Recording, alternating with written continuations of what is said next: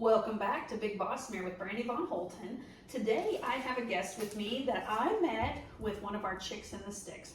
Her name is Liz Dingus.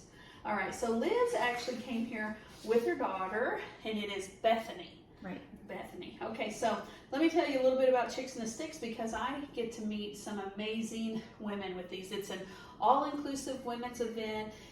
All of the food's included. We have custom cheesesteak cakes brought in. We do shopping. We have a massage therapist. We do a painting class. They get a t-shirt, and of course it's called Chicks in the Sticks because we trail ride. So what made you decide you wanted to do Chicks in the Sticks? Bethany's been wanting to come out and try out your ranch. Okay. And you had a cancellation, and I'm like, that's for me. That's for you. Okay. So Bethany is one of 8 children that you have. Okay. Right. So Bethany is actually, right now, she's in her mid-20s, and y'all are from a town called Richland, Missouri. Correct. So, but now that's not where you met your husband. No. You met your husband whenever you graduated high school from Garden City, Kansas or Missouri? Kansas. Kansas. Now then, did he graduate high school from there also? He was in Holcomb, Kansas, a small town outside of Garden City. Okay. And you have been married for quite a while because 34 years on Saturday. 34 years. Okay. So how old were you whenever you got married? 17. 17. Now then, before everybody's like, oh, she got married at 17. You didn't have your first kid until you were 19. 19. Okay, so a lot of people are going to be like, oh, we know why she got married. No. Right? We had a lot of that. Oh, I'm sure. I didn't get married till I was 24. So, and it seems like I waited, but it still seems so young now. 30 seems like a good time to get married now. So, all right, you've been married, it'll be 34 years in just a few days. Correct. Now, whenever I have these Chicks in the Sticks, I get the opportunity to meet and really talk to these ladies. And like we were on our way to go shopping and out to eat at a lady's named Miss Mariella. And Miss Mariella is Mennonite, and she allows us to have people come into her house. Well, we have to carpool because after COVID, I used to get limos and charter buses, but the prices got messed up after COVID, and it's not really worked into our current price set. So we carpool. So Liz rode with me with 2 other ladies. One lady from, I think she's from Missouri also, or maybe Kansas, but I think she's Missouri. Her name's Debbie. And then we rode with a lady from Oklahoma that's named Leslie. So we had a little bit of time in the car. Anyways, Liz tells me about how she used to homeschool. You homeschooled for a long time. Yeah. You have the 8 children, and you've homeschooled all 8, but the last 2 are actually going to, right now they're 8 and 12 years old, and they're going to go to private school next year. Yeah.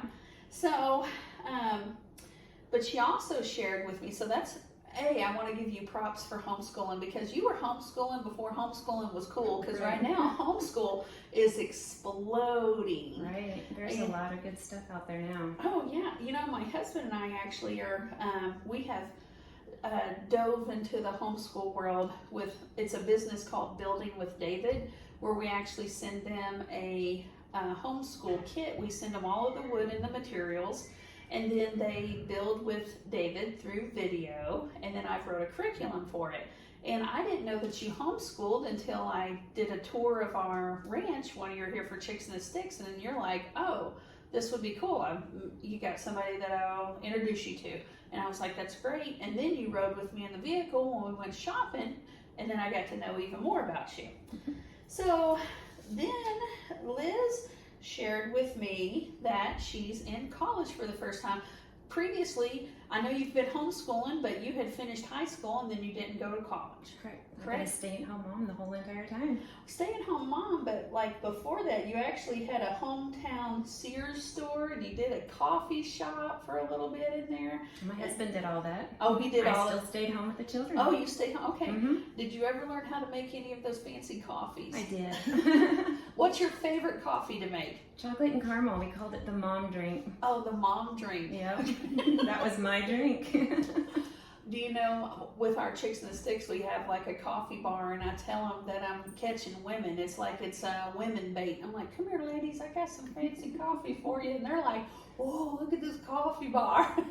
So It's good. Oh, yeah. But you also shared with me 2021. 2021 handed you your butt. It did. In a very, okay. So 2021, you had 4 deaths in the family. Yes. Okay, so let's start with your... In February, my mother-in-law passed away from dementia. Okay. And meanwhile, my mother was struggling with Alzheimer's. Mm-hmm. So she finally passed away April 27th. So my mother-in-law was the end of February. My mother was April 27th. And then her funeral was May 7th. And on May 10th, we found out that my son had a very large tumor in his brain, and his surgery was May 18th. So you found out about the tumor on May 10th, or May 7th? May 7th. May 7th. No, May 10th, yes, May 10th. Okay, yeah, that was, found out about it on May 10th. Yeah, what was May 7th? That was My mother's funeral. That was your mother's funeral. Mm-hmm. That, May 7th, is my father's birthday. Oh, yeah, so it's always like, I don't know, you get to have connections with people. Mm-hmm. So you just found, now this son of yours, he was 20 years old, and he's your 5th child out of 8, Mm-hmm. and his name is Avery. Yeah. Mm-hmm. So tell me how. Okay, so Avery, y'all found out about this, then you had surgery pretty quickly. May 18th. May 18th. Mm-hmm. And then was he cancer free? We didn't know it was cancer. We were actually told it was probably not, but they went ahead and sent it out, and it came back 6 weeks later that it was cancer, and it was stage 4. Stage 4, And okay. so he had 33, they shipped him to St. Louis, Missouri, and he had 33 rounds of radiation. Because he had a trach and he was ventilated, he had to stay in the ICU. Okay. So talk about, the loss of someone's mother, okay, and your mother-in-law. Were you close with your mother and your mother-in-law? Not my mother-in-law, but my mother, yes. Okay. And you didn't even have grieving time. Well, with Alzheimer's, it's called the slow death. Mm-hmm. So I kind of lost her probably 4 years earlier. Okay. She was not my mother the last 2 years. Okay. She was a little child that we had to take care of. Oh. So my grief for her was over a long period of time. Those last several months, we were just begging for her to go. You know, and everybody, a lot of people think that death is a horrible thing. Death is welcome. Yeah.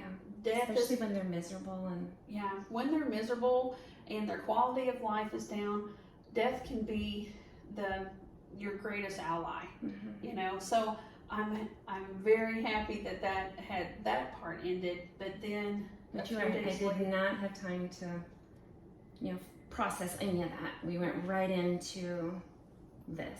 right into this. So in August, he was able to ring the bell. He rang the bell August 12th. He came home shortly thereafter on a ventilator, and I was trained. We didn't have home care. His insurance said he either's going to have physical therapy, occupational therapy, because he couldn't walk. Mm-hmm. He was going to have all of those therapies, or you could have an in-home aid. And we wanted him to be the best he could, so I said, train me how to do it. I will do it. Okay. I will take care of my son. So I learned how to do the ventilator. I learned how to do trach changes. And my grandmother had cancer of her voice box, and she actually had a trach. But it was a packing. We had to pack it with different things going forward. Like, I don't know, she wasn't able to eat. yeah, my son couldn't eat either. Okay, He was feeding tube. Feeding tube, He yeah. lost his ability to eat, swallow, of course. He never even could yawn. Isn't that funny? Wow. We would yawn, and he never could yawn. Oh. She also had to have, it was like this plastic thing because I was young, okay, so I'm pulling back from, I'm in my 40s now, and this was before I was around 10 years old, but she had this thing she had put in her mouth so that she could talk, but it was a computer, but her mouth would move it enough that you could make out words. Was he able to talk? We would, eventually he was able to talk over, even when he was on oxygen on his trach. Mm-hmm. but sometimes it's called red cap, and he could talk through after that. His voice was really, really hard to understand. Right. I know I was in college, I worked for a bank, and I was able to understand all of the electronic voices because of people losing different parts of their throat. And people were so happy whenever somebody was there they could understand them, or if they would struggle through it to understand them.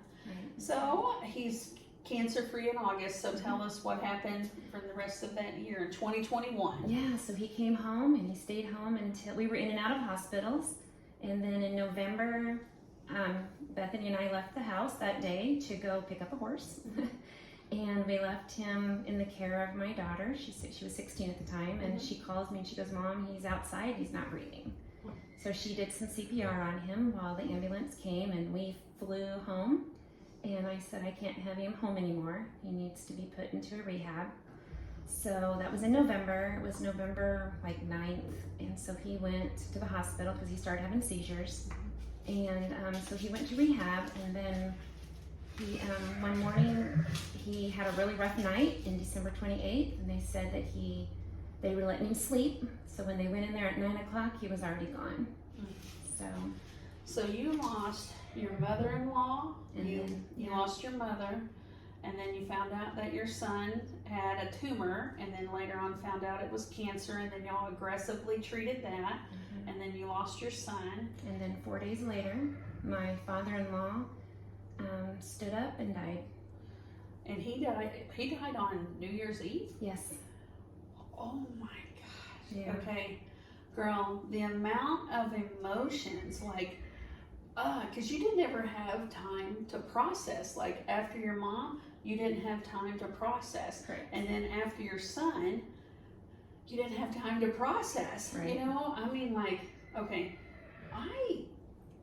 I've had friends that committed suicide. I've had animals that I've had for 15 years, and I needed process times on animals and people that were friends or acquaintances, not children and parents and the death of them all consolidated. You know, a lot of people would turn to pretty dark places. They would turn to very, very dark places. I drank a lot that first 3 months. Yeah, and I don't blame you. I don't blame you. I have sent people cards before and said, "Here's $20 because life sucks." Right. Okay, because that's where they're at right then. Because our family was not a big drinker. We didn't drink much until 2022. Oh yeah, I do not blame you at all. Yeah, I don't remember much of 2022. Well, and you know what? Not only were you dealing with this, but you're dealing with the world. The world They was kept going. Nobody stopped for us. No, yeah, the whole world was having issues. You know, there's so much emotions and so much information and so much of everything. And then to have your world falling apart, but then you have to keep it together because you're mom. Right. Your mom, and you've got, you got a large family. Right. But then... But I had one of his nurses, and I became absolutely best friends. And she called me every single morning for the first 6 months. And she goes, "Liz, get out of bed today. Liz, take a shower today." And I would say, "No, I'm not going to. I'm just going to lay here and die today." And she said, "No, you're not." Oh my. Okay, so first of all, the fact that it's a nurse. I mean, these nurses see people at their lowest of their low. Whenever we need help, we go to a hospital.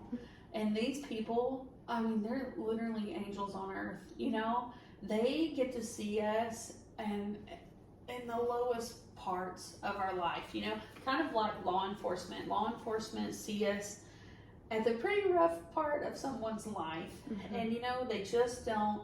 I want them to make all the money. I want them to have the best vacations. I want them to get the best gifts in the world, because literally our world is better because of nurses, law enforcement, you know, EMTs, because they see this and they see a mom and they see what you're going through.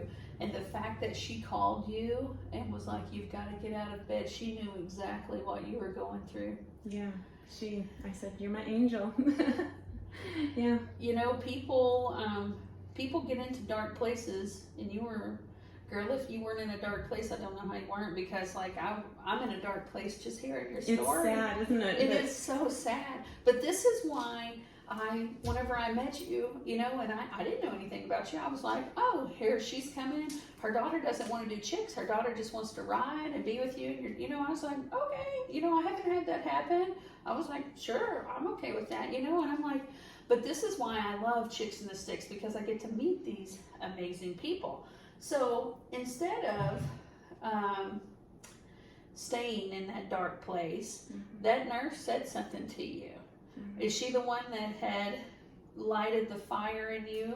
No. It was a different Yeah, person? on my son's 1 year death anniversary, I had made a post and I said, I feel lost. Not in the fact that I lost a child, I feel empty inside. I need to be doing something. And I don't think it's because I was so busy for the past 7 months. I just feel deep inside that there's something I should be doing. For the first time in my life, I feel like there's something else other than being a mom, and I don't know what it is. So you had like a calling. And I didn't know what it was. And 2 of my other friends got on that text and they said, Liz, you need to be a respiratory therapist. And I was like, I'm 50, well, that when I just turned 50. And I was like, I'm too old for anything. I can't do this. And that was December 28th. And on January 1st, I was enrolled in college. December 28th, so the day your son's 1 year anniversary of his death, and you enrolled into college. It wasn't January 1st. It was right, but it's January. Yeah, January. Because they told me, she goes, we're not back in the office yet, but when we get there, I had the first appointment for the first day they were back in the office that day. And so now you're in college. I just finished my first semester of prereqs. I loved it. It was like just a bright light in my life. Yeah. I was just excited, all A's. Yeah. And you know what? Being that homeschool mom and being like, oh, here's what I need you to learn. You know, you never had a dip. From high school, you kept on learning, even though you didn't have a piece of paper for it. You know what I mean? And I know everybody puts a lot of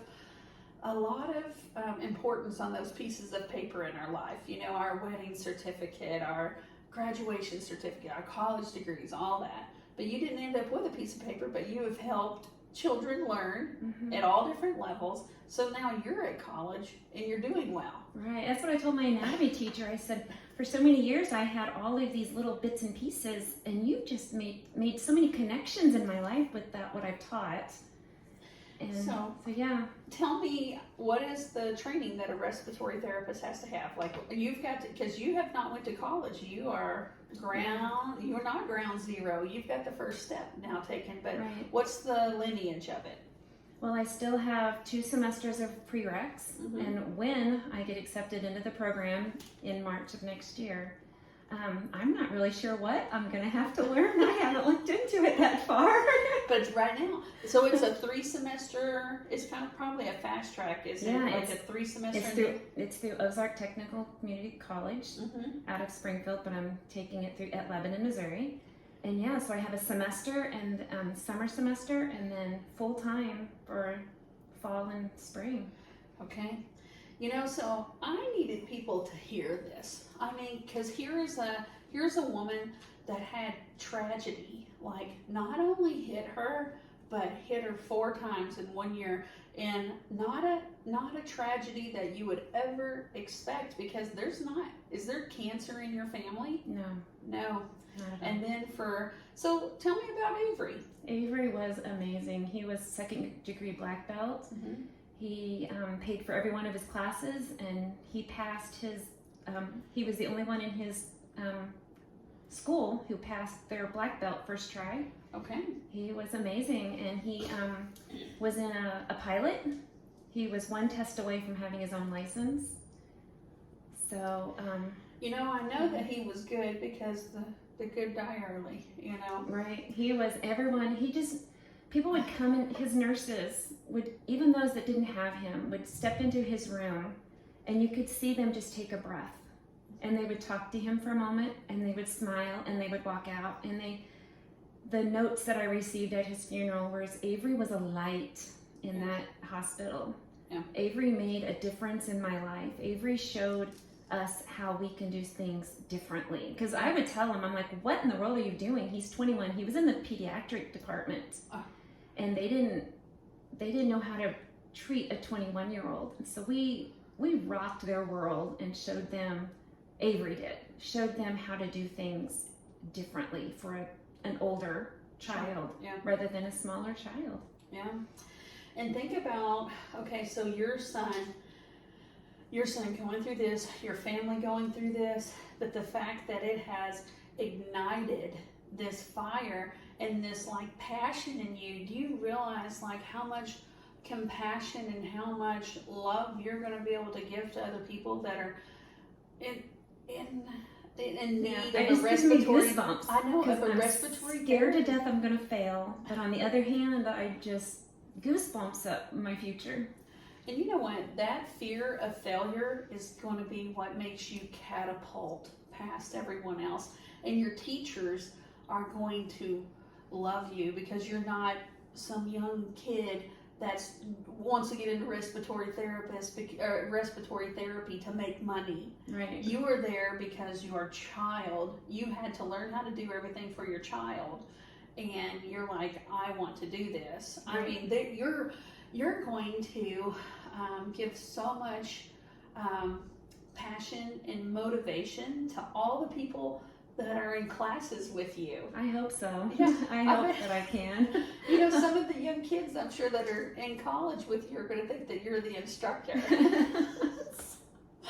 Oh my gosh, and there's so many young kids out there in college that need a parental guidance. I mean, and you're going to be like, okay, it's never too late.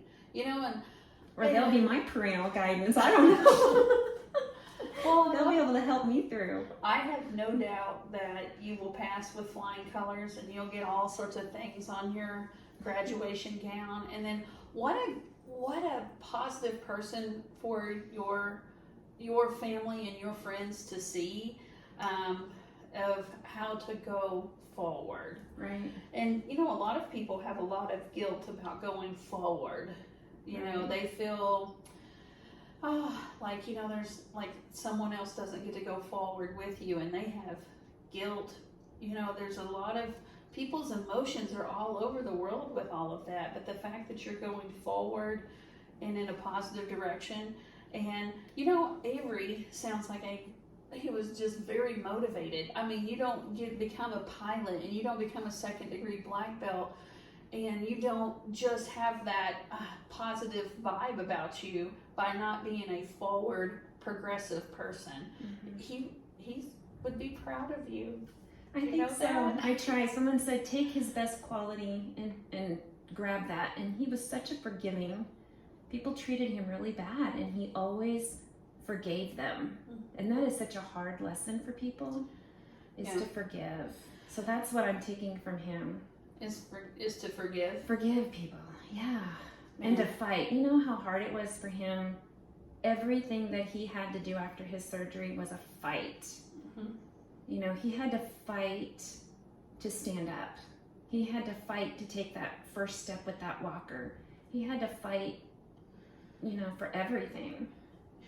You know, people that come from things not being easy, like yourself, are the ones that have the grit to go forward. And man, I just this is whenever I was like, I need to please do a podcast interview with me, because I know people need to hear your story.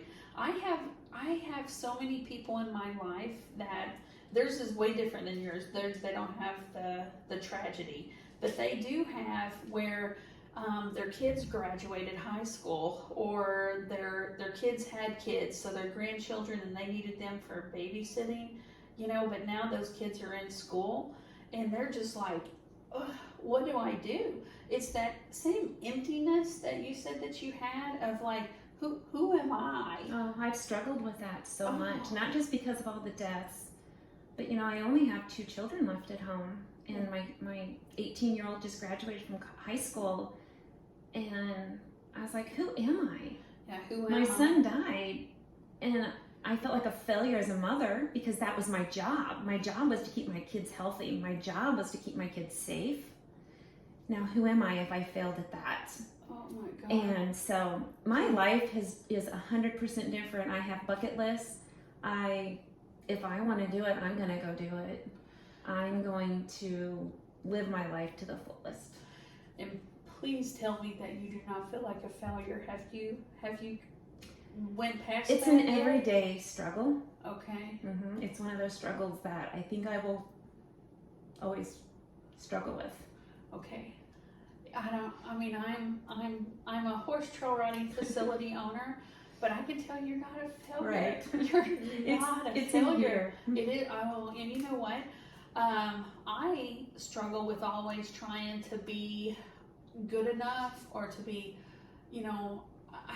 I never did get a lot of like, I'm proud of you, good job. Right. And that has kind of created a monster in me. I know what you mean. And I don't know how to turn it off, but I use it for positive. Like, I don't know how to stop succeeding. I don't know how to not take something and freaking run with it, because that was me trying to get approval. Right. And so that monster is still inside of me. But the fact that you feel like a failure as a mother, we ate very healthy and clean. Mm-hmm. My son was active. We did everything. That was my goal, was no cancer. You eat healthy, you try to eat no pesticides, you clean your house with vinegar, Right. You do all of this and it still hits your home. Yeah. That's the part that I struggle with the most, is why does it have to hit, cancer? Cancer sucks. Yeah. Cancer does suck. And Yeah. and it's awful to hear that sometimes it happens. Right. I mean, you can do everything right and then everything still goes so wrong. But I'm here to say that you motivate me, and I see a lot of people. And for me to say that you motivate me and you push, this right here, I have a monster to attack about my own health. And like this year, I'm trying to get my own health better. And I don't know, like I need to step up. You stepped up. Right. And it's one thing I want my other children to see that. I want to see them. I want to see them. I want them to see me, is what I'm trying to say, pushing through all of this and doing something better. My Bethany is an amazing young lady, but she's not in nursing school anymore because of what she saw, because she helped me take care of Avery. Yeah. And I want her to see that she can do this. Yeah. I want her to tell her friends. I just want it to be, I want it to be big. Yeah. Well, sometimes time will fix that. And your daughter is in her early 20s. Yeah. And you are proof that it doesn't matter what age. So if she has a little bit of a lull, that's what she needed. That is what she needed, and it's okay to kind of. That's what I tell her. I said, drive on pause. I don't care what age. Yeah. It could be just hopefully it's before 51. That's what I did. I told her the other night, I said, just do it before in your 50s so you don't have only 10, 20 years of it. Yeah, but man, think about the lives you're going to touch in that 10 to 20 years because your heart's pure about it. Yeah, it's exciting. I don't know where I'll be or what I'll do with it. But I know you're going to do the heck out of it, I hope so. I am going to. And I love that you're like, I am. I have to. There's so much negative in here that I can't control, but I can control what comes out of here. What comes out of my mouth, I can control. What comes out of my mouth goes into my head. Well, and you know what? You know how many people, that right there, whenever, oh my gosh, so my mom will probably not listen to this podcast. It's okay. My mom tells me, she says she's dumb all the time. Right. She's dumb. And I was like, Mom, please stop. I was like, because you're saying it, you're hearing it, you're processing it, you're thinking it. I was like, man, you're getting it like 3 or 4 times. No one in your life calls you dumb except for yourself. Correct. And by the time you're processing it, it's equal to like 4 people saying it. You know, I was like, please stop with the negative chatter. Mm-hmm. I mean, you have got to stop saying it, and then hopefully you can stop thinking it. Right. That was my problem when I started school this semester. I said, I can't do this, I can't do this, I can't do this. And I got a 50 on my first quiz, and I'm like bawling. And my husband says, stop, because you can. Yeah. And so I started saying, I can. And I got an 89 on my final. That's amazing. So That's I so ended with an A. It was right at the point. It was 89.9, but I ended with an A. That's amazing. And you know what? If any people have heard the other podcasts on this, you know, interviews on here, I talk about one of the classes that was really hard for me, because I'm the first person in my immediate family to finish college. My mom took like 1 or 2 college classes at a community college. But I have a degree in biology, a minor in physics, a degree in criminal justice, and my master's in teaching. But that took 10 years of my life, okay? Mm-hmm. And once again, you know how I told you I'm addicted to chugga going forward? But one of those college tests, there was organic chemistry 2. And that's an evil witch that lives in colleges that people have to do. Girl, the first test in there, I thought the instructor messed up on the grade because it had a 9, okay? I made a 9%. I was like, hey, you forgot the second number. Oh no. And then I was like, well, maybe you forgot the first number. No, it was a 1 digit. I mean, and that, I was like, whoa, I actually thought I did well. Talk about being humbled. Like, I didn't even know how to chew that up in my head. I was like, what? Yeah. Can you really make a 9% on the test? Like, I thought people would just put their name on something and make something, you know, Right. but like, no, I understand. So you're you made a 50. Imagine a 9. No, oh man. Yeah, made me reconsider decisions. I was Right. like, because I was smart in high school, okay, but then college rocked my world. And that was, it was Right. sink or swim, and I was sinking. So I had to Right. learn how to like push myself to the top, okay, with like my last breath. I actually failed that class, and I had to retake it. I actually failed that class twice. That class, no, it girl, kicked your butt. it was so difficult, but I had to have that class to graduate. The second time I took it, I really messed up because the instructor that taught the class was the one that wrote the book. He couldn't bring it back down. I was at ground zero, okay? I was below ground zero, okay? I was like sub-ground. And it was just really difficult for me, but I took it for a 3rd time, and I'm like, good Lord, please. Just let me pass it. I was a prisoner to organic chemistry too, but I did pass that class, but it took me 3 times. It made a lasting impression on me, okay? So, Keep trying, you know? well, I hope that you take that story, because like people look at me and they're like, oh, you're educated and all that. And I'm like, that was not easy. It was horrible, and it was hard. I say if I don't pass, I'm not doing a second chance. Yeah.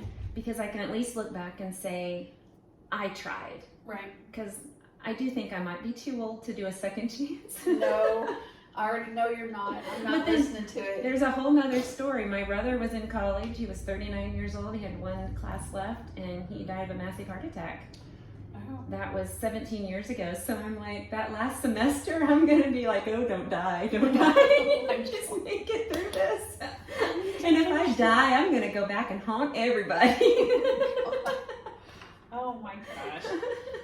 Well, Liz, I literally want to keep up with your story, and I hope you come back to another Chicks in the Sticks. It was so great, depending on when it is, because my summer school starts next June. Oh yeah, most definitely. You might have to be one of our weekend warriors. We have the ones that are Friday, Saturday, Sundays, but it would just have to be, college first right now. I mean, that's what your 2 youngest kiddos are going from being homeschooled to private school. And which is going to be, how are we going to get up at 8 o'clock and have the kids in town by 8:15? We're 20 minutes from town. My husband's like, that's on you. I'm like, dream on. You're going to be doing it too. Well, and it's, like my husband and I, we've owned this horse trail riding facility now for 9 years, right? And we're like, I don't know if I can go back to working for someone else. Like, if I had to work, I mean, like, it would just be a big change because I've gotten used to the freedom. Right. And I love the freedom of working for myself. There's a lot of stress, but ultimately that freedom is there if I needed it. So with homeschool allows freedom. It allows for you to see what your kids are interested in and explore that. We've taken week-long trips to campsites, and we've done our school. We've been on a trail ride, come back. We do our school. We go on a trail ride, come back, make supper, and so that's beautiful. What a beautiful way to educate. We're done with that though. Yeah. You know. Yeah. And my boys during the day, they'll see Bethany out there riding a horse. Next thing I know, the kids were gone out riding horses. I'm like, we have to do school. All right. So Liz, you're on Facebook. You're on Yes, I Facebook. am. Yeah. And then you're in our Chicks in the Sticks community. So if anyone hears that's in, you have to get into the community, you have to attend a group. So I'm going to share this in there also because I know everybody's like going to be like, you're a good mother and you can do it. You can be my too cheerleaders. old. Yes. I got a test coming up. Help me. All right. Well, hey, thank you everyone for tuning in to Big Boss Mare with Brandy Von Holton. There you go. That wasn't so bad. Isn't that cool? Oh, here we go. All right, guys. I hope that you enjoyed that.